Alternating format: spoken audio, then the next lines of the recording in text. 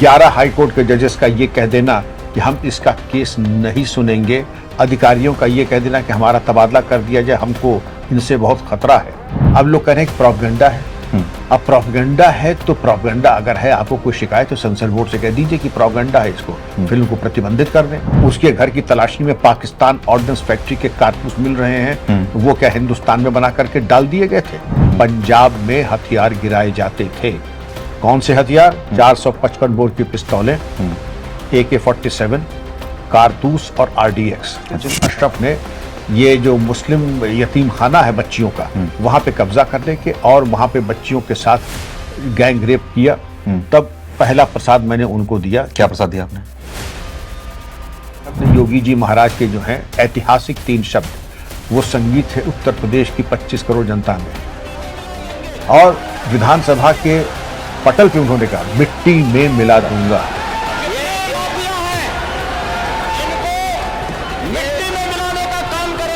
UP police ने बताइए इसकी कितने की संपत्ति अटैच की। बिल्कुल 1200 करोड़ के लगभग की संपत्ति इनकी अटैच की। ये 2 कौड़ी का 1962 की इसकी पैदाइश है, 2023 तक इसने ये जिंदा रहा, और 1200 करोड़। और जहां तुष्टिकरण का जरा सा भी आपको इंद्रधनुष दिखता है, आप उसके जूते चाटने से चूकेंगे। अगर आपका यही हाल रहा तो कहीं ऐसा न हो माननीय सांसद महोदय, अगले आपके चुनाव में जनता भी आपको इसी तरह से नकार दे।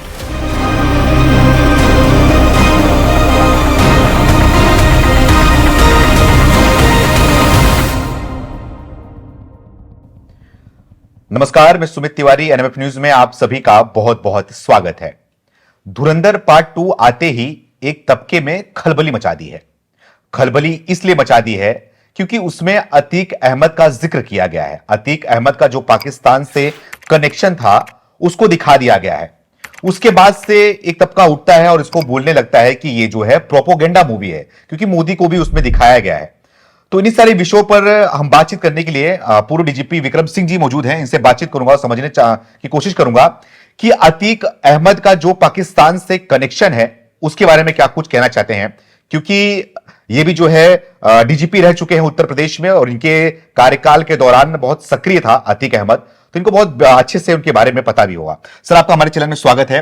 क्या कुछ कहना चाहोगे? इसको तो प्रोपोगेंडा बता रहे हैं, लेकिन अतीक अहमद का कनेक्शन भी दिखाया जा रहा है, पाकिस्तान से है, और आप उस समय डीजीपी भी रह चुके हैं, आप देखा भी है आपने बहुत कुछ। धन्यवाद सुमित जी कि अपने प्रतिष्ठित चैनल पे मुझे अवसर दिया आपने वार्तालाप का। इसमें अगर किसी को आपत्ति, सबसे पहले हमें इस बात पे आपत्ति है कि लोगों को आपत्ति क्यों है।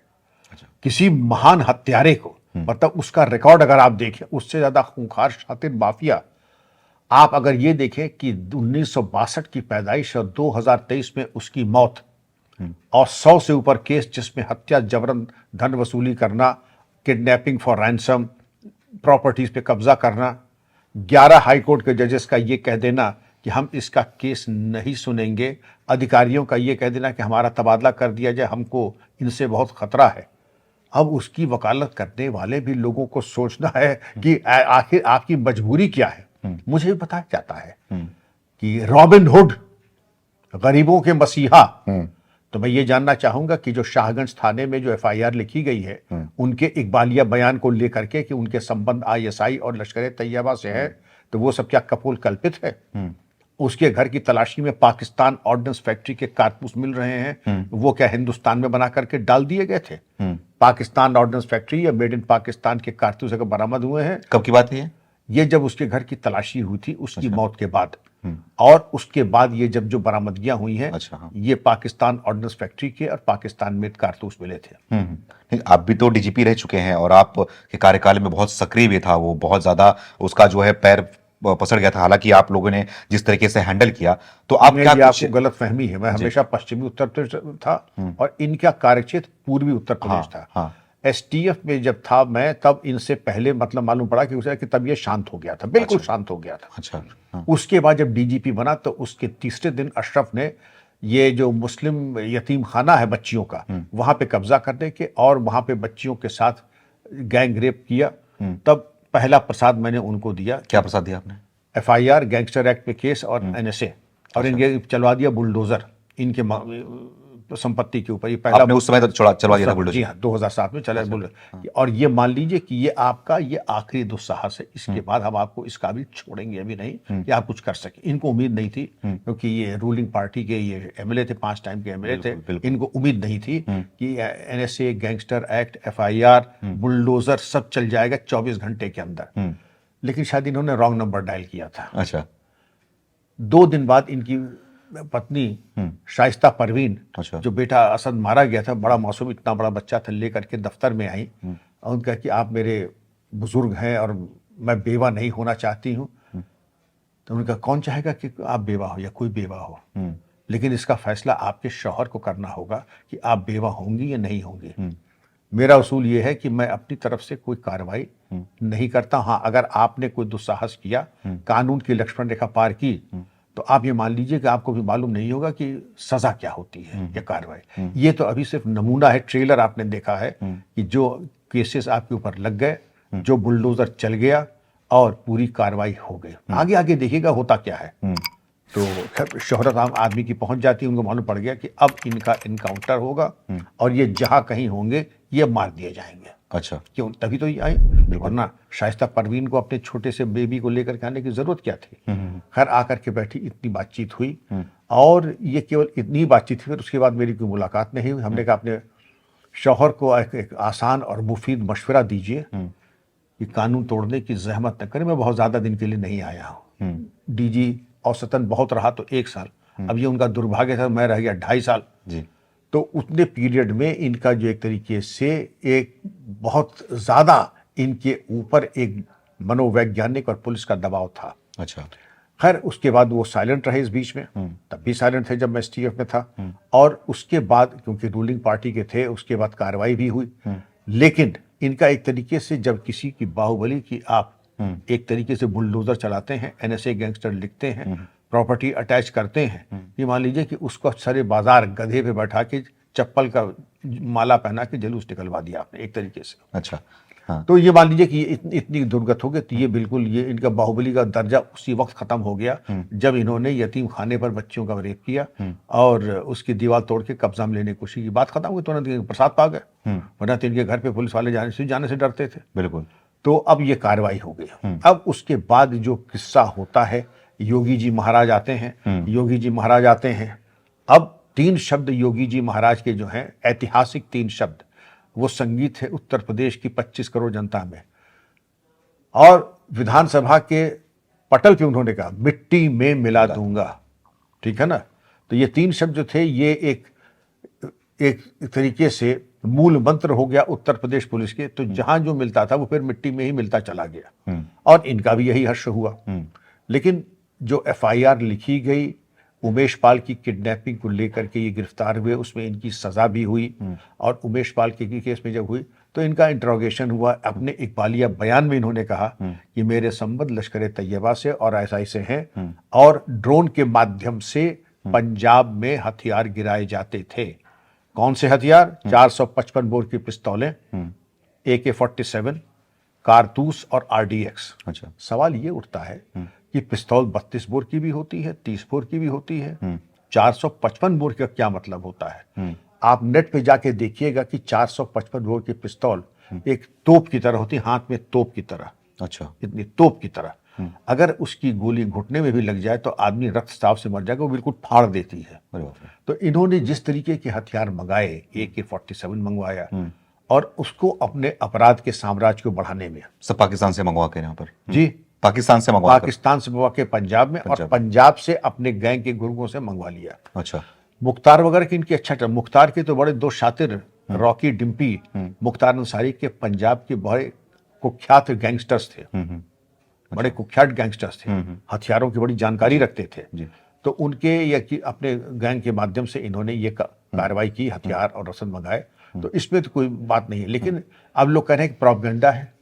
अब प्रोपेगेंडा है तो प्रोपेगेंडा अगर है, आपको कोई शिकायत तो सेंसर बोर्ड से कह दीजिए कि प्रोपेगेंडा है, इसको फिल्म को प्रतिबंधित कर दें। बिल्कुल। लेकिन जनता, तो मैंने सुना है कि अब तक शायद 400 करोड़ और अभूतपूर्व सफलता इस फिल्म को मिली है। बहुत ज्यादा चल रही है जी। अच्छा, तो संतोष का विषय है। जनता जब लाइक कर रही है तो तुम कौन होते हो बोलने वाले? और जिस मुझे घोर आपत्ति है कि इस तरीके के शातिर अपराधी को लोग रॉबिन हुड, गरीबों का मसीहा, बिल्कुल। उनसे मैं ये कहूंगा कि आपकी तुष्टीकरण की राजनीति में क्या स्थान भारत रत्न एपीजे अब्दुल कलाम का है? क्या उसमें स्थान है परमवीर चक्र विजेता अब्दुल हमीद? क्या उसमें स्थान है ब्रिगेडियर उस्मान?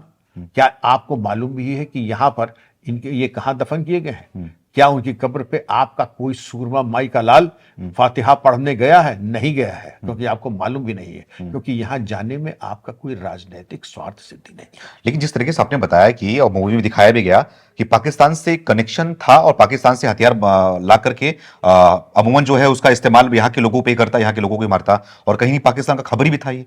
और ये पाकिस्तान का खबरी हमारे संसद भवन में जाके बैठ रहा है, नेताओं के बीच में बैठ रहा है, प्रधानमंत्री के बीच में बैठ रहा है वहां पर। तो आपको लगता नहीं था कि देश के लिए कितना बड़ा खतरा था और सही समय पर योगी जी ने इसका इलाज कर दिया?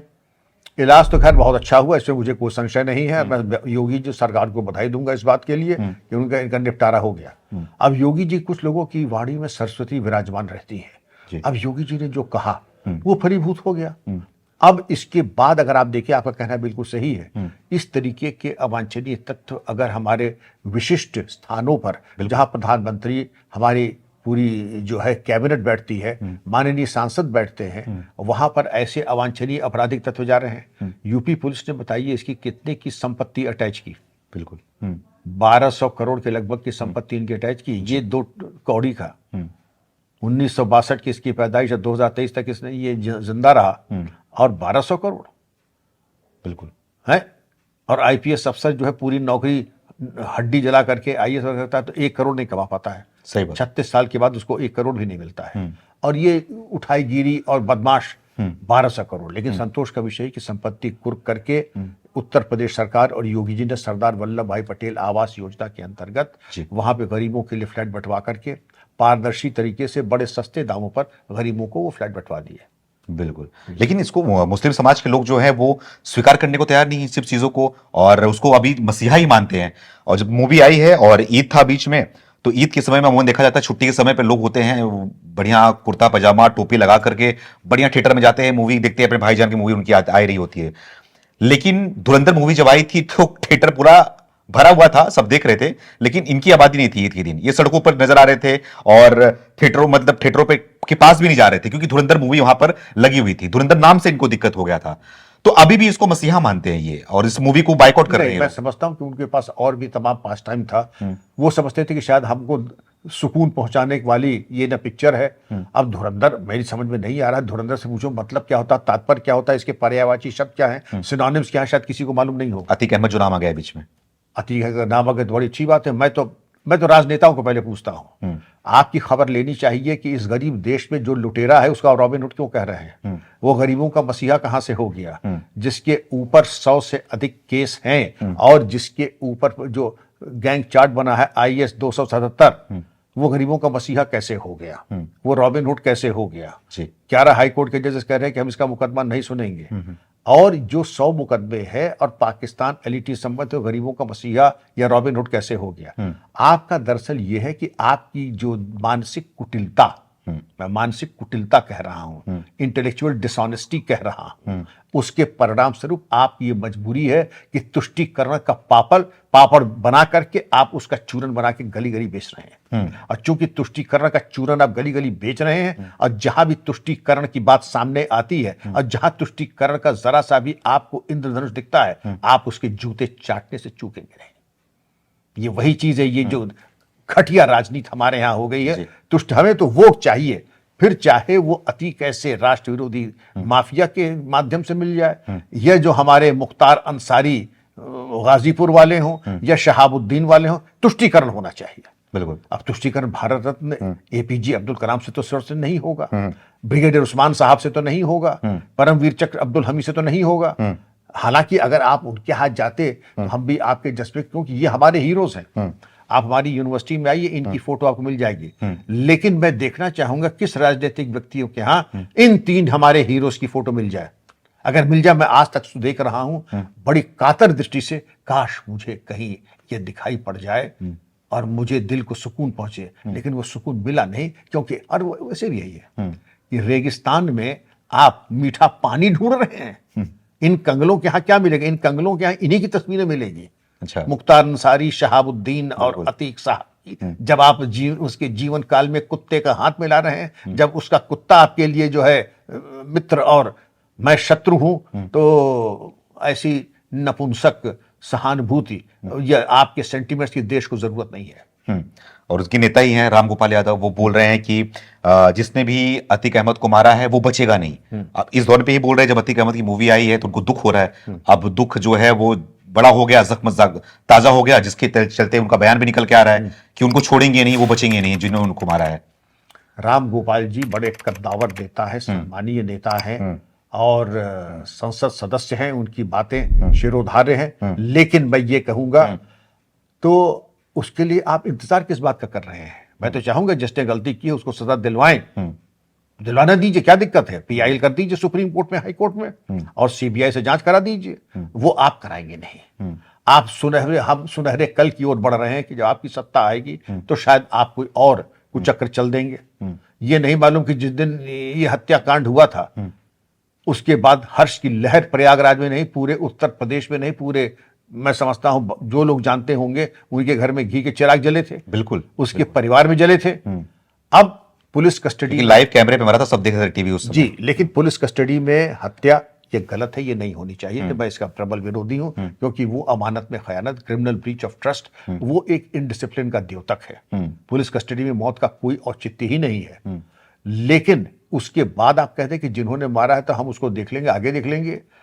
आप किस स्तर पे, कुछ तो अंतर होना चाहिए एक चौकी इंचार्ज में और एक माननीय सांसद में, एक वरिष्ठ राजनेता की भाषा और शैली में। बिल्कुल।